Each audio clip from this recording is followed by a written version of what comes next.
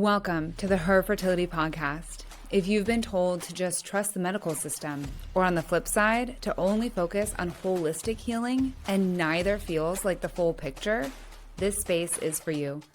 I'm your host, Jess Tims. After navigating my own infertility journey, I left my corporate career to create Her Fertility Support because women deserve more than rushed appointments and one-dimensional answers. Here, we bridge the gap between clinical care and holistic healing, combining science and research with nervous system, mindset, and deep human connection because you don't have to choose one path. You get to use all of it. And when you do, everything changes. Let's begin.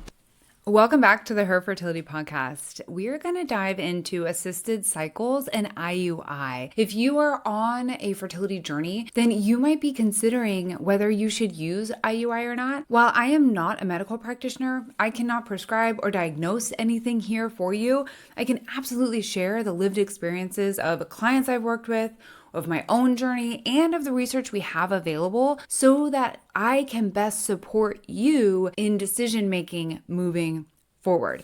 So let's jump into it. Regardless of what has led you to this point on your fertility journey, maybe you've been listening through this fertility journey series and you were diagnosed with infertility and your practitioner is recommending you consider IUI, or maybe you've done your own research and you are curious about IUI. Then it's important to know more about what that is and, statistically speaking, when it works best so that you can make the best decision. Now, if you're at this point in your journey and you are choosing to use a technology available for you, I want to first say there's nothing wrong with you. There's nothing wrong with your fertility journey. We live in an age where we have access to amazing tools that can support our fertility. But it is important that you know whether the tool is right for you or not. So when you're having a conversation around IUI, IUI stands for intrauterine insemination, and there are many different ways that IUI can play out. There's not one standard protocol, and this can be both frustrating and relieving depending on how this lands for you. So with intrauterine insemination, the basics of the procedure is that sperm is taken, so the male partner or you're using a donor sperm, however sperm is collected, it is collected, and then they do what they call washing or spinning or cleaning the sperm. So they take the sample and they clean it up so that it is like the purest form of sperm, and then they take that nice washed sperm and they insert the sperm sample as close to the cervix as possible so that sperm can move through the cervix to the beautiful egg in waiting so that you have the highest chances of conception. And what this procedure is really doing is optimizing your chances of conception with assistance. Now, some IUI protocols will also support ovulation. So we know what happens with the male factor. With the female side of things, your practitioner might prescribe a medication to support when you ovulate. So that might be like a Letrozole or a Clomid. Those are both medications that promote ovulation in the body, promote an egg being released. And your clinic might also monitor that process through ultrasound. So a very kind of like regulated IUI scenario would be at the start of your next period, you would then start taking the medication depending on, your doctor's recommendation when to start taking that medication, but you would start taking either the Letrozole, the Clomid, or something similar in the follicular phase to start preparing the follicles for ovulation. Your clinic might monitor that with some ultrasounds where they can see if the eggs are developing, if the follicles are maturing. There might also be a trigger shot, which would be another medication triggering the release of that egg, followed by the IUI procedure itself where they insert the sperm. Then you have the 2-week wait period where you're waiting to see if it worked or not. And that would be a very hands-on approach to IUI. Now, of course, there are variations of that. you might opt for a natural cycle where the female partner isn't doing any medication, but they're still going to inject sperm as part of the IUI. And so there's a range here. And depending on the data you have about your body and your practitioner's recommendations and what feels best for you, then you can decide how to best use IUI for you. If you are deciding whether IUI is right for you, then there's a couple of things to consider. IUI is really an opportunity for sperm to be optimized because they are washing the sperm. They're helping that sperm get as close to the egg as possible with technology. So if the male partner has a challenge with their sperm, if there's, low sperm count or low motility where it's not moving as much as we would like it to, then IUI is a great procedure to use because it's going to support sperm in getting as close to the egg as possible. Now, if sperm is fine and sperm doesn't need that kind of support, then you have to ask yourself whether this procedure is for you or not, and what is it going to help you do. If you are unclear whether you are ovulating, or maybe you've been tracking your cycles and you're seeing based on your basal body temperature that your temperatures aren't staying high after ovulation, and there is something going on with your ovulation, then IUI might or might not be for you. And here's what I mean.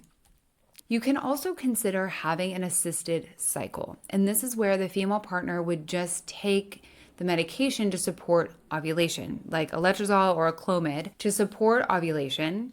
That might be in conjunction with an ovulation predictor kit or with a monitoring from the clinic with ultrasounds to see if the follicles are developing. But then instead of injecting sperm, you can try naturally at home with a timed assisted cycle. And in my experience, this is what we did. So we had been trying for over 2 years.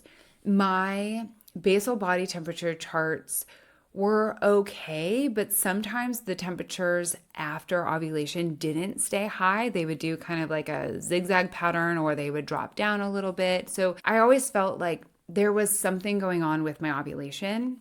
And it was actually my OBGYN that was able to prescribe Clomid for me for up to 6 rounds of Clomid before I would be transferred to a clinic to do more advanced procedures like IUI or IVF.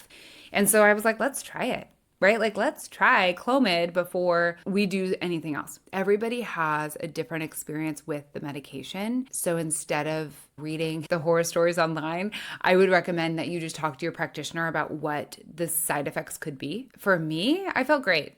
I really did. I felt really great on Clomid. I did, however, need to take a break. So I did 3 cycles and they were all unsuccessful. And then I needed to take a break because there was something on the mental side of the whole thing that just felt really taxing, and like I was carrying a lot of that energetic weight. But it was on our 6th cycle of Clomid that we did get pregnant. And if you've heard my story, that was also the cycle that we gave up trying. There's a lot of energy behind all of that we go into in my free masterclass. If you're curious about the science behind all of that, please find the link in the show notes and watch the free masterclass to learn more about how energy and the nervous system and the subconscious mind are all impacting this journey. And that was very true for me.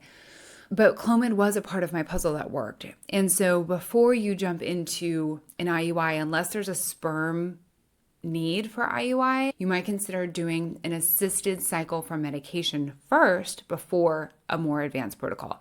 And I offer you all of this as options because when you're trying to make a decision that's best for you, it's hard to know. And sometimes hearing what's worked for other people can help. Sometimes hearing what works for other people doesn't help. So just take it all as you will. And in the next episode of the Her Fertility Podcast, we're going to jump into IVF. So if you are not sure if IVF is for you, then stay tuned for that episode.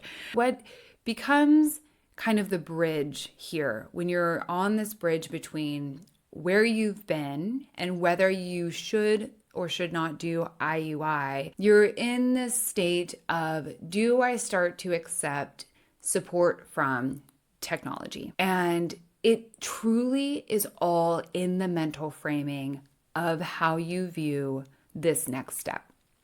And this is what nobody talks about. And this is what we talk about here on the Her Fertility Podcast, and truly in all of the things we do together. And so in making that decision, it is a big decision.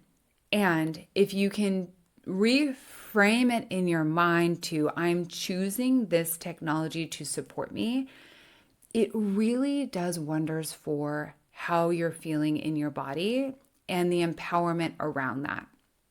Now, your subconscious mind will likely get the best of you at some point, and it will likely say something like, oh, you failed, so you need this. Or, what's wrong with me that I need to do this technology? Or, everybody else gets pregnant naturally, why can't I? That's really the function of the subconscious mind. That is another thing we talk about in the masterclass, so definitely go check that out if you've heard those recurring thoughts. But it is something that can be really degrading, and it can bring you down so fast. And so really staying in this wheelhouse of like, I'm choosing this technology to support my chances of getting pregnant, and really leaning into that as a choice can be a big game changer. If that feels really tricky, or you try it on and it still feels like, I don't know, this isn't like my mind isn't buying it, then consider jumping into the Fertility Frequency Collective. If you haven't checked out my Fertility Frequency Collective, it is a space where you have access to a bunch of audios and videos that reconnect you with yourself so that you can move forward from a place of internal knowing and trust and power on your fertility journey.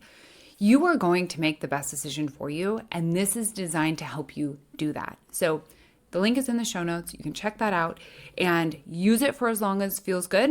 And then you are supporting yourself on this journey so that you can stay grounded and stay true to what's best for you. And if you are wondering if IVF is best for you, then join me in the next episode and we are going to dive in to IVF. And before we wrap up this episode, I want to tell you success stories of IUI, because a lot of times we hear how IUI failed, but I have seen it work, and I have seen it work the first time. Casey is a client of mine. She was trying for her second baby, and her husband did have challenges with his sperm. Her practitioner was recommending IUI, and her and I worked together one-on-one to really support the process, leaning into the trust and viewing this as a technology that was supporting them in their family building journey. Their IUI worked the first time, and it was wonderful. And that's one of many clients that I have supported who IUI will work. And so if you're like, I do think IUI is for me and I hope it works, know that it can. It can absolutely work. It's a beautiful technology. I encourage you to do what feels most supportive for you and support yourself through that process, because anytime you do something new, your body is going to react a little bit in a way of like, right? Like it's going to be like, oh, something new. Our brains don't love new things. Our brains love predictable things that it cannot be surprised by. It's just how we're wired.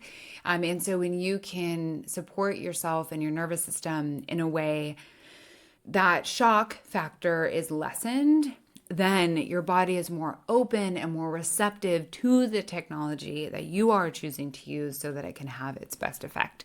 And I hope that the Fertility Frequency Collective is the thing for you that supports you. So check it out. And I look forward to diving into IVF with you in the next episode. When it comes to trying to get pregnant, are you exhausted from doing everything right and still not seeing a positive pregnancy test? Or maybe you've tried assisted technologies like IVF, but for some reason, nothing seems to stick. If that's you, I need to tell you something important.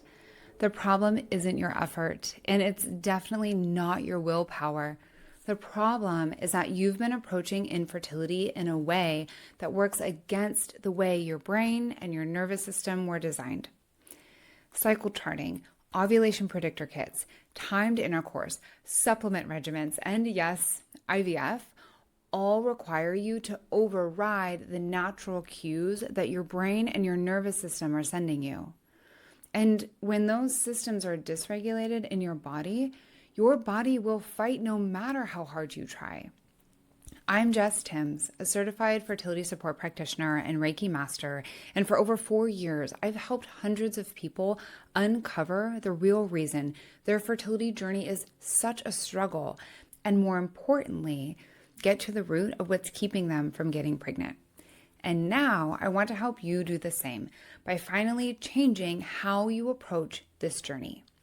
This is your invitation to join me in my online masterclass, Come Back to Yourself. Inside the masterclass, we will learn the neuroscience-backed reasons that your body isn't responding even when you feel like you're doing everything right. We'll learn why the negative thoughts in your mind aren't a lack of positivity, they're a nervous system pattern. And the tricky ways your brain keeps pulling you back into the same cycles even when you're really committed to getting pregnant. And most importantly, we're going to learn how to break these patterns for good. This isn't another fertility course. It's about finally understanding why your fertility journey has been so hard and learning to change that relationship at the source. If you're ready to stop that negative spiral loop at 2 a.m, if you want freedom from the energetic weight that you've been carrying silently throughout this journey, then this masterclass is for you. Over 100 people have already attended, and time again, they tell me the same thing. This was the moment that everything finally made sense. The moment when they understood what had been at the root and how to move forward. And I want that for you. Make sure you register and watch the class all the way through. I can't wait to support you inside. I will see you there.